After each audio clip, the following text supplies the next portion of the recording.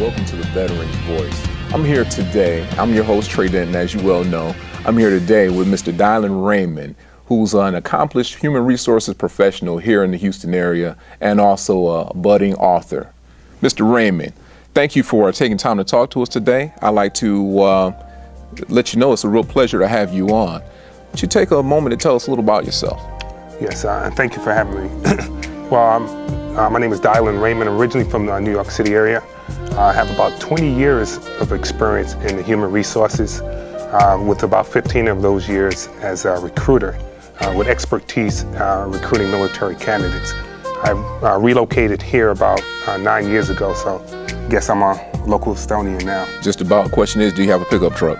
Not quite yet. Okay, then you're not official. That's what they tell me. Okay. All right, so you mentioned that you spent some time in the military. Would you mind telling us a little bit about your time as a soldier? Yes, very extensive and very successful career. I started as a private E1 and advanced all the way up to a senior enlisted rank, All right. E8. I took on two of the most challenging positions. One is a drill sergeant, did that for 3.5 years. Recruited in New York City, 4.5 years. I probably should have got a combat patch for that. I agree. Deployed twice, once to Iraq and just recently here to Kuwait. In 2006, I converted from enlisted to warrant officer, so have the expertise of enlisted as well as the officer ranks. Absolutely. What was that Iraq tour like? That was actually a great experience. I had an opportunity to influence and train over 10,000 Iraqi soldiers, so we mentored and trained the senior leaders of Iraq. Oh, wow. So that was a good experience for me. Absolutely. And Kuwait, what was your capacity of service in Kuwait? Well, the Kuwait, I was responsible. I was a theater gateway plans and operations officer, so we managed all the human resources that came in and out of theater, all the way up to Manas in Afghanistan. So that was a good experience as well. I'm sure you decorated appropriately for that kind of support role that you played during those conflicts. So tell me about your transition process once you returned from your military service, as far as what your transition was like from being a military officer to being a civilian once again. That was a very challenging transition. In fact, I was a senior enlisted at the time, E8, a rude awakening. Came out, my first job, they said, hey, you need to have a resume. What is that? And I had someone ask me, hey, so what do you want to do? I said, well, what do you need done? You're not really focusing on, I was so used to having people telling me, hey, you're going to be going on this assignment, you're going to be going that assignment. So it took me about 4 months, I was unemployed, to actually develop the skill set to find out what language I needed to use so that the employees would understand what skill sets I bring to the table. Absolutely, and I think that's still a common problem right now with our vets, with our OEF, OIF youngsters coming back. We can call them youngsters because we got a couple years under our belts, so to speak. So when you made that transition, that was here in the Houston area? Exactly, yes. And what resources were you able to use to smooth that transition process?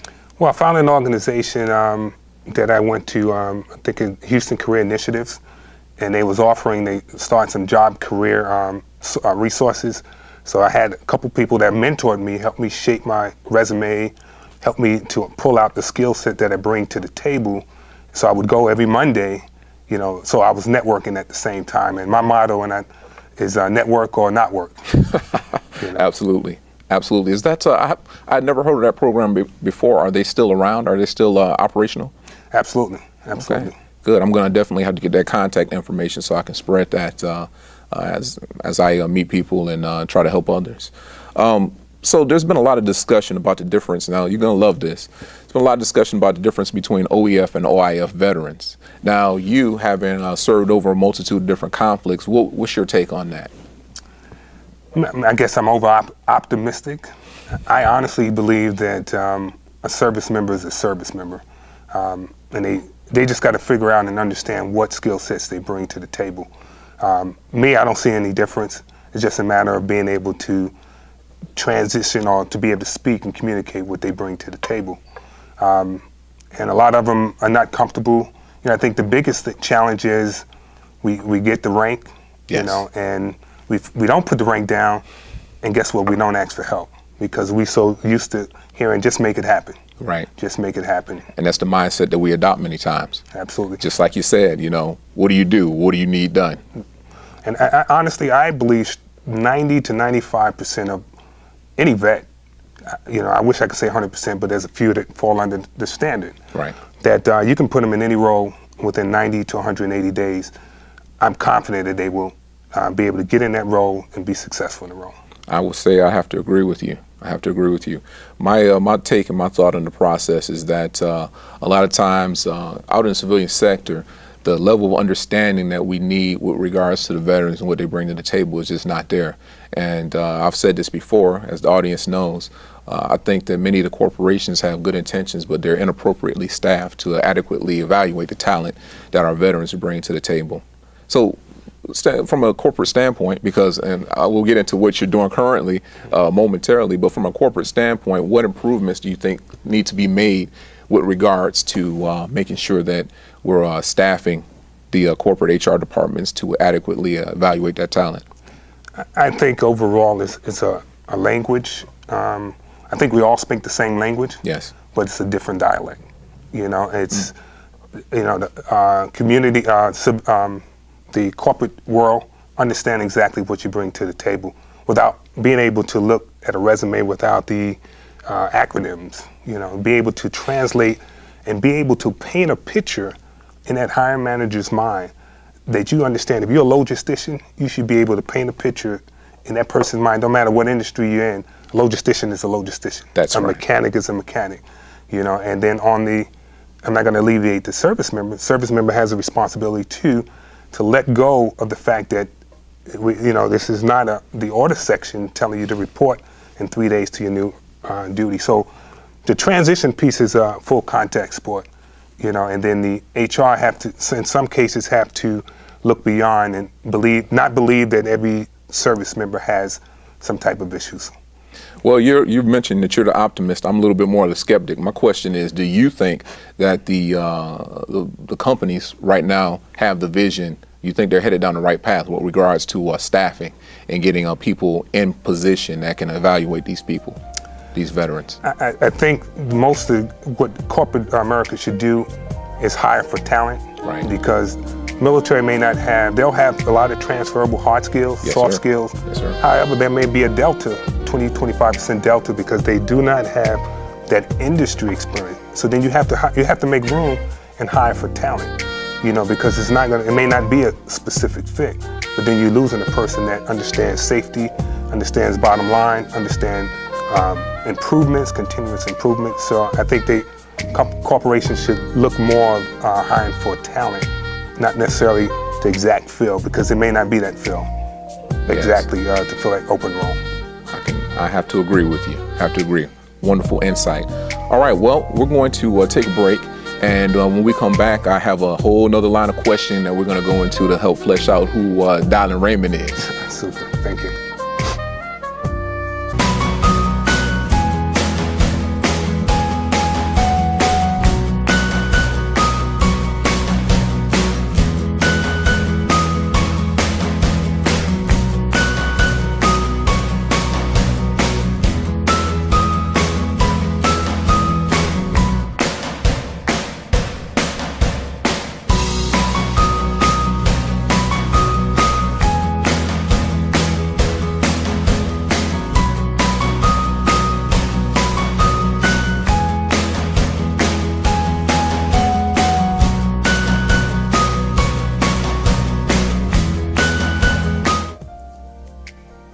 Hello, Houston, and we're back. Once again, I'm your host, Tre Denton, and this is the Veteran's Voice. We're here with Mr. Dylan Raymond. And we were just, when we left off, we were talking about the conundrum that many veterans find themselves in and the workplace and how the workplace can improve to make it a little easier for the veterans to transition. Speaking of veterans transitioning, Mr. Raymond, I understand that you are an author also. Take a little time to tell us about your book. Yes, I published a book just about 4 months ago. It's called Rucksack to Briefcase, and it's a transitional guide for service members and their families. And that came out of a passion of struggling back in 2005 to 2006 when I moved here, and the struggle that I went through. And I wanted to be able to create a guide that was just simple, straight to the point, for help service members to be able to transition. And in the book, it talks just specifically about being able to art of communication. Yes. Because if you're speaking in acronyms, you're gonna lose people because they're gonna zone out. That's like speaking to a person in foreign language. Right, or they just pretend like they know what you're talking about. Right. And I believe I'm qualified to write it because I walked a mile in the boots. I understand the sacrifices that the service members did in deployment, but I also understand the struggles that they'll go through transition. I strongly believe about the networking, and I believe page 67 talks about networking or not working, because you can have a great resume, but quite honestly, it's not what you know, it's who you know, and who that person knows about you or what they know about you. Absolutely, I have to agree, and I think it's that's a regional phenomenon also. In an area like Houston, Texas, I believe that's even more so the case. Would you agree? I agree a little bit. Houston, Texas, no. Yeah, absolutely. So, in your book, how long is your book? How many chapters? It's 10 chapters, and it's just right under 200 pages. Okay, so it's an easy read. It's an easy read. It's straight to the as we do and learn in the military, bottom line up front. Right. Get rid of all the fluff and just talk direct. And I think a lot of service members, or those that the feedback them get, people that purchase it, is that it talks directly and it holds them accountable as well as giving them an opportunity to learn. Okay, good. So as far as how did you come up with the idea of writing a book? I mean, to be honest, I've thought about it myself, but I mean, thinking about it and actually putting pen to paper and making it materialize, two different things. How did that process take place? Wow. It was, I was planning on writing before I went to Kuwait, and the passion was there. It was actually to be a guide for myself, to not ever get caught, slipping, so I'm always practicing myself, staying ready. And I said, this would be a good guide to be able to help service members. And it was a little task. I mean, I was getting up 4 to 5 in the morning to write a chapter, because during the evenings it was tough trying to work around the family, and just committed to it. And then I had a good friend of mine that helped me produce it, Wow. And so that kind of helped out a lot. Wow. So what advice would you give to another service member or anyone who wants to write a book and wants to get some information out there? Well, the biggest thing is to make a decision. The hardest thing for me was making that decision and then committing to the process. I didn't know it was going to be a little challenging, but the things that we learned within the military teaches us to persevere, and just to continue to see the end in mind, and then the backwards planning, all the key things that we learned in the military that you can apply, and then get a good coach. Get somebody that you can trust, somebody that you can help you through the process, because that was key for me, because I probably would have walked away from the project had I not had a person I respected that kind of coached me through the process. Absolutely, absolutely. So what kind of feedback have you, well, more importantly, how many copies have you gotten out there so far? Well, it's several hundred copies, and the good thing about it is that and they're buying all types of, the hard copy books as well as the ebook. Yes. And even from Amazon. Okay, so it's definitely on my list of must reads. Okay. Definitely on my list of must reads. I'm embarrassed that I haven't read it already, because of course I would have been able to question you a little bit more thoroughly about it. So one last question about the book. Can we reasonably expect a sequel? And if we can expect a sequel, what direction will you go with that? Well, I'm already considering to do an update. I don't know if it necessarily be a sequel, but just to update the information that I have in there. Something to add in addition that I learned along the way that I didn't have time to put in initially. I don't want it too big. Again, I want to keep it to the model, simple, and something that you can use, and something practical that can be used. Sounds wonderful. All right, and we'll continue. We'll be right back with the Veteran's Voice, and we'll flesh this out even more.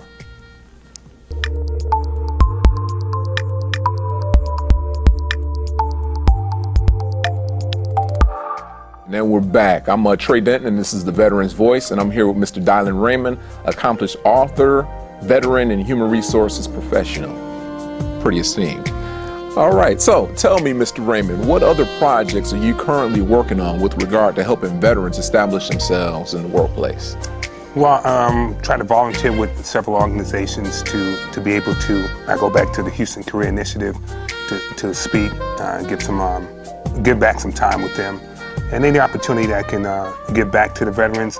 I'm also redesigning my website, to be able to offer some coaching services as well as resume coaching, because I don't believe in writing a resume for somebody. I believe if they bring a product to the game, I can help them shape it up. Absolutely. So those are some of the things that I'm working on now. And I love that approach, because at the end of the day, if you just write a resume for someone and it doesn't fit the job they're going for, then who's going to rewrite it? You? Right. No, not at all. In fact, I tell them, I say, you got to help me help you. Yes, if you sir. can get me in the zip code, I can help you get the address. But I can't direct you. I don't want to put you in a box and say you'll fit here, which I can probably do, but you need to have some skin in the game as well. Absolutely, absolutely. You mentioned some other organizations that you're involved with. What are they? They have Goodwill. Okay. I just had a conversation with them, and I've been connecting veterans. So I like to connect folks. If I don't have an opportunity for them, I try to connect other veterans to those opportunities. So again, I practice what I preach, network. So if I don't have it, I'm gonna field them to someone that I know that may have a source. Absolutely. And you mentioned the Goodwill. I happen to know they have a really good veterans reintegration program here in the Houston area. I had no idea about it when I was active. I would have been steering people there long ago. Absolutely. So I'm actually talking with them too about hoping to get the word out just a little bit better about what it is they're doing. And I believe you're also affiliated with the ESGR. Yes. Care to tell us a little bit about that? Yes, I'm a volunteer ombudsman with the Employee Supportive Guard and Reserve. And basically what I do is facilitate veterans that come back to their jobs. I want to make sure that both the veteran, because they have a responsibility, as well as the employer, to operate within accordance to the Uniform Services Employment and Reemployment Rights Act. So if there's a case within Texas that comes up that it may be a violation of the case, they'll sign it to one of the ombudsmen. We call it the veteran, get some information about the case, and we call the employer, and 95% of the time it's just an education piece that they just didn't know. Wow. So I typically call and say, hey, let me speak to the HR, because HR knows. Wow. So I've been very successful in the cases that I've been assigned, and again, it's usually the education piece. Absolutely. I find it shocking that 95% of the time it's education. You would think that the knowledge would be out there, but there again, I'm never shocked at how the civilian sector is kind of out of touch with regards to veterans and what's going on with them. And typically it's the line managers, but when you go to HR, they'll funnel it down. Get the information where it needs to go, right? Absolutely. All right, all right. So tell me, have you had a tremendous amount of experience with the VA as far as having problems getting claims pushed through, or problems with customer service there? Because that seems to be a huge problem on the forefront of the news these days. I haven't personally. In fact, we're actually working with the VA as well, trying to bring those groups together to do some things, to see if we can facilitate and work together and partner to be able to open up some more opportunities for veterans. Absolutely. As well as the Wounded Warrior program, which disability is another need. Yes. We have some great service members that are disabled that can function in some of the roles that we have in some of these companies. I agree. At the end of the day, I guess it's just a matter of the company being willing to take that I guess you could call it a leap of faith. Yeah, we tell our people, find a way to say yes. Right. Let's find a way to say yes and figure out, because it's easy to say no. And we can educate you and show you where this person can fit in. Let's find a reason to say yes. Absolutely. I personally feel like some of the companies are a little apprehensive about veterans and the hiring of veterans. Maybe PTSD. Do they think that the veteran is going to show up one day mad and take out the whole place? But what's your take on that with regard to the corporate piece? Because I know you work in corporate now. We haven't even gotten into that yet. Right.